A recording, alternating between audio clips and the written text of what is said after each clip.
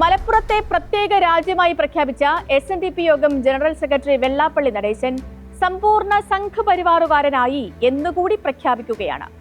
മലപ്പുറത്തെ പ്രത്യേക രാജ്യമാക്കിയാൽ കാടാമ്പുഴ ഭഗവതിയെയും ആലത്തിയൂർ ഹനുമാനെയും ചമ്രവട്ടം ശാസ്താവിനെയും അവിടെയുള്ളവർ തന്നെ പിന്നെയും പൂജിക്കട്ടെ എന്നാണോ? തിരുനാവായ നാവാമുകുന്ദനും അങ്ങാടിപ്പുറം തിരുമാന്താംകുന്ന് ഭഗവതിയും യോഗം ജനറൽ സെക്രട്ടറി വിട്ടുകൊടുത്ത മലപ്പുറം രാജ്യത്താകും. തൃക്കണ്ടിയൂരും തൃപ്പങ്ങോട്ടും കണ്ടു തൊഴണമെങ്കിലും പുതിയ രാജ്യത്തു നിന്നും വിസ മേടിക്കേണ്ടി വരും. SNDP യോഗം ജനറൽ സെക്രട്ടറി ചെന്നില്ലെങ്കിലും കേരളത്തിൽ അങ്ങോളം ഇങ്ങോളമുള്ള പതിനായിരങ്ങൾ ഇവിടെയെല്ലാം ഇനിയും പോയി സാഷ്ടാംഗം നമസ്കരിക്കും. മലയാള ഭാഷാ പിതാവ് തുഞ്ചത്തെഴുത്തച്ഛനെ വണങ്ങി നാരായം തൊഴുത് ആദ്യാക്ഷരമെഴുതാൻ തുഞ്ചം പറമ്പിലേക്കും പോകും. വെങ്കിട്ടത്തേവരെ തൊഴാനും ആയുർവേദ സൗഖ്യം പ്രാപിക്കാനും കോട്ടയ്ക്കിലേക്കും യോഗം ജനറൽ സെക്രട്ടറി ഒഴികെയുള്ള മലയാളികൾ സഞ്ചരിക്കും. സ്പോട്ട്ലൈറ്റ് ആരംഭിക്കുകയാണ്. സംഘസാക്ഷ്യം പറഞ്ഞ് സാക്ഷി മഹാരാജാവാകുന്നു വെള്ളാപ്പള്ളി. SNDP യോഗം ജനറൽ സെക്രട്ടറിക്ക് ഏതു രാഷ്ട്രീയ നിലപാട് സ്വീകരിക്കാനും ആരെയും പഴി പറയാനും സ്വാതന്ത്ര്യമുണ്ട്. ഒരു സമുദായ സംഘടനയുടെ അധ്യക്ഷൻ എന്ന നിലയിൽ പക്ഷേ പറയുന്നത് വസ്തുതാപരമാണെന്ന് മറ്റുള്ളവരെയെങ്കിലും ബോധിപ്പിക്കണം. വേറൊരു രാജ്യമാണെന്നും മറ്റാർക്കും ജീവിക്കാൻ കഴിയില്ലെന്നും വെള്ളാപ്പള്ളി പറഞ്ഞ മലപ്പുറത്താണ് കാടാമ്പുഴയും ആലത്തിയൂരും ചമ്രവട്ടവും. തിരുനാവായയും തിരുമാന്താംകുന്നും തൃക്കണ്ടിയൂരും തൃപ്പങ്ങോട്ടും അവിടെ തന്നെയാണ്. തിരൂർ തുഞ്ചൻ പറമ്പും ഇവിടെ തന്നെയാണ്. കേരളത്തിലെ പ്രശസ്തമായ 108 ശിവക്ഷേത്രങ്ങളിൽ 12 എണ്ണം മലപ്പുറം ജില്ലയിലാണ്. ശ്രീരാമനും ഭരതനും ലക്ഷ്മണനും ശത്രുഘ്നനും ക്ഷേത്രങ്ങളുള്ള ജില്ല കൂടിയാണ് മലപ്പുറം. പുഴക്കാട്ടിരിയിൽ 2 കിലോമീറ്റർ ചുറ്റളവിൽ രാമപുരം, കരിഞ്ചാപ്പടി, അയോധ്യാനഗർ, നാറാണത്ത് ക്ഷേത്രങ്ങൾ ഒരലോസരവുമില്ലാതെ എത്ര പതിറ്റാണ്ടുകളായി തുടരുകയാണ്. മുതുവല്ലൂർ ഭഗവതി ക്ഷേത്രത്തിന്റെ താഴികക്കുടത്തിന് ചെമ്പ് പൂശി നൽകിയ സുലൈമാൻ ഹാജിയെങ്കിലും മറക്കാൻ കഴിയുമോ? മലപ്പുറം ജില്ലയിൽ അഭികാമ്യമല്ലാത്തത് എന്തോ ഉണ്ടെന്ന് വരുത്തി തീർത്തുകൊണ്ടിരിക്കുന്നത് സംഘപരിവാർ നേതാക്കളായിരുന്നു. കേരളത്തിൽ അപരരെ സൃഷ്ടിക്കാനുള്ള ശ്രമങ്ങളുടെ ഭാഗമായി നടത്തിയിരുന്ന ജൽപ്പനങ്ങളായിരുന്നു അത്. മറ്റ് ജില്ലകളിൽ നിന്നും ഭിന്നമായി മലപ്പുറം ഒരു മുസ്ലിം ഭൂരിപക്ഷ ജില്ലയാണ്. മുസ്ലിങ്ങൾക്കിടയിൽ ഒരല്ലലുമില്ലാതെയാണ് അവിടെ ഹിന്ദുക്കൾ ജീവിച്ചു പോരുന്നതും.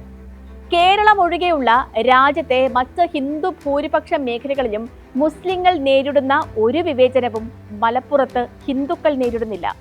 അങ്ങനെ ഒരു പരാതി കുറഞ്ഞത് 68 വർഷത്തിനിടയിലെങ്കിലും ഒരു പോലീസ് സ്റ്റേഷനിൽ പോലും എത്തിയിട്ടുമില്ല. എന്തൊക്കെ വിവാദങ്ങൾ ഉണ്ടായിട്ടും 2% മാത്രം വരുന്ന ക്രിസ്ത്യാനികളും മലപ്പുറത്ത് സുരക്ഷിതരാണ്. മലപ്പുറത്തിനെതിരെ ഉയരുന്ന വാദങ്ങൾക്ക് ഒരൊറ്റ കാരണമേയുള്ളൂ: മറ്റിടങ്ങളിൽ നിന്നും ഭിന്നമായി മുസ്ലിങ്ങൾക്ക് അവിടെ ഭൂരിപക്ഷമുണ്ട്. ചരിത്രാതീത കാലം മുതൽ തന്നെ അത് അങ്ങനെയായിരുന്നു. കുഞ്ഞാലി മരയ്ക്കാന്മാർ സാമൂതിരിയുടെ രാജ്യത്തിന്റെ രക്ഷകരായി നിന്ന കാലത്തും പ്രദേശത്തെ ഭൂരിപക്ഷം മറ്റാർക്കുമായിരുന്നില്ല. 1ാം മരക്കാരുടെ കാലത്തു തന്നെയാണ് എഴുത്തച്ഛൻ തിരൂരുണ്ടായിരുന്നതും. സഹജീവിതത്തിന്റെ മഹത്തായ മലപ്പുറം മാതൃകയ്ക്ക് കുറഞ്ഞത് 10 നൂറ്റാണ്ടിന്റെയെങ്കിലും പാരമ്പര്യവുമുണ്ട്. പ്രഗ്യാസിംഗ് ഠാക്കൂറും സാക്ഷി മഹാരാജും ഉമാഭാരതിയും ഒക്കെ പറയുന്നത് പോലെയല്ല വെള്ളാപ്പള്ളി നടേശൻ. ഒരു ജാതി, ഒരു മതം, ഒരു ദൈവം എന്ന മഹത്തായ മാനവ ഐക്യത്തിന് രൂപം കൊടുത്ത ശ്രീനാരായണ ഗുരു സ്ഥാപിച്ച പ്രസ്ഥാനത്തിന്റെ അമരക്കാരനാണ് അദ്ദേഹം. അങ്ങനെ ഒരു കസേരയിൽ ഇരിക്കുമ്പോൾ ജനം പ്രതീക്ഷിക്കുന്ന കുറഞ്ഞ ചില മാന്യതകളും മര്യാദകളുമുണ്ട്. ആലുവ അദ്വൈതാശ്രമത്തിൽ നിന്നും കൊല്ലവർഷം 1091 ഇടവം 15 ഗുരു പുറത്തിറക്കിയ ഒരു വിളംബരമുണ്ട്: നാം പ്രത്യേക ജാതിയിലോ മതത്തിലോ ഉൾപ്പെടുന്നില്ല. നമ്മൾ ശിഷ്യവർഗങ്ങളിൽ മേൽപ്പറഞ്ഞവരെ മാത്രമേ നമ്മുടെ പിൻഗാമിയായി വരത്തക്കവണ്ണം ചേർക്കുന്നുള്ളൂ എന്നും വ്യവസ്ഥപ്പെടുത്തിയിരിക്കുന്നു. ഈ വസ്തുത പൊതുജനങ്ങളുടെ അറിവിലേക്കായി പ്രസിദ്ധം ചെയ്യുന്നു. ശ്രീനാരായണ പ്രസ്ഥാനങ്ങളെ നയിക്കേണ്ടത് ജാതി പറയുന്നവരല്ല, ജാതിയും മതവും ഇല്ലാത്തവരാണെന്നാണ് ഗുരു പൊതുജനങ്ങളുടെ അറിവിലേക്കായി വിളംബരം ചെയ്തത്. ആ ശ്രീനാരായണ ഗുരുവിന്റെ പ്രസ്ഥാനത്തെ നയിക്കുന്നയാളാണ് മലപ്പുറത്തെക്കുറിച്ച് ഏറ്റവും ഹീനമായ പ്രസ്താവന നടത്തിയിരിക്കുന്നത്. മലപ്പുറത്ത് സ്വാതന്ത്ര്യത്തോടെ ഈഴവർക്ക് വായു ശ്വസിച്ച് നടക്കാൻ പറ്റുന്നില്ലെന്നാണ് വെള്ളാപ്പള്ളി നടേശൻ പറഞ്ഞത്. നമ്മുടെ കേരളം രൂപീകൃതമായിട്ട് 68 വർഷമാകുന്നു. ഇക്കാലത്തിനിടയ്ക്ക് എന്നെങ്കിലും മലപ്പുറത്ത് ഈഴവർക്കെതിരെ വേണ്ട ഹിന്ദുക്കൾക്കെതിരെയെങ്കിലും ഒരു അതിക്രമം ഉണ്ടായിട്ടുണ്ടോ?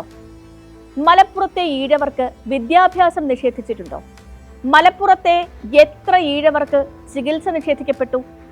മലപ്പുറത്ത് നിന്ന് നൂറുകണക്കിന് ഈഴവർ മുസ്ലിങ്ങൾക്കൊപ്പം ഗൾഫിൽ ജോലി ചെയ്യുന്നില്ലേ? മുസ്ലിങ്ങളെപ്പോലെ തന്നെ അവരും പുതിയ വീടുകൾ പണിയുകയും വിവാഹം കഴിക്കുകയും താമസിക്കുകയും ചെയ്യുന്നില്ലേ? മലപ്പുറത്തെ ഏത് കടയിൽ നിന്നും സാധനങ്ങൾ വാങ്ങാൻ കഴിയുന്നില്ലേ? മലപ്പുറത്തെ സർക്കാർ ഓഫീസുകളിൽ ഏതിലെങ്കിലും ഈഴവർക്ക് പ്രവേശിക്കാൻ കഴിയാതെ വരുന്നുണ്ടോ? മലപ്പുറത്തെ 1000-ലേറെ ക്ഷേത്രങ്ങളിൽ ഒന്നിലെങ്കിലും നോമ്പ് മൂലമോ അതല്ലെങ്കിൽ മറ്റെന്തെങ്കിലും കാരണങ്ങൾ കൊണ്ടോ പൂജ മുടങ്ങിയിട്ടുണ്ടോ? ഇങ്ങനെ അനേകം ചോദ്യങ്ങളുണ്ട്. ഈ ചോദ്യങ്ങൾക്കെല്ലാം ഒരു പ്രശ്നവുമില്ല എന്ന ഒരൊറ്റ ഉത്തരം മാത്രമേ ലഭിക്കുകയുമുള്ളൂ. പിന്നെയും വെള്ളാപ്പള്ളിമാർ ഇതുതന്നെ പറയുന്നതിന് ഒരു കാരണമേയുള്ളൂ: ഇവിടെ ഹിന്ദു വോട്ടുകൾ ഏകീകരിക്കണം. 1925 RSS സ്ഥാപിതമായ കാലം മുതൽ കേരളത്തിലെങ്ങും ശാഖകളുണ്ട്. ആ ശാഖകൾ വഴി നടക്കാത്ത കാര്യമാണ് SNDP യോഗം ജനറൽ സെക്രട്ടറി വെള്ളാപ്പള്ളി നടേശൻ ഇപ്പോൾ ആഗ്രഹിക്കുന്നത്. ഗോകുലം ചിറ്റ്സിൽ കയറിയ ED വെള്ളാപ്പള്ളി കൺസ്ട്രക്ഷൻസിലേക്ക് വരാതിരിക്കാനാണ് പ്രസ്താവനയെങ്കിൽ അതിനുള്ള മാർഗം ഇതല്ല എന്ന് മാത്രം പറഞ്ഞുകൊണ്ട് ഇന്നത്തെ സ്പോട്ട്ലൈറ്റ് പൂർണ്ണമാകുന്നു. നാളെ മറ്റൊരു വിഷയമായി ഇതേ സമയം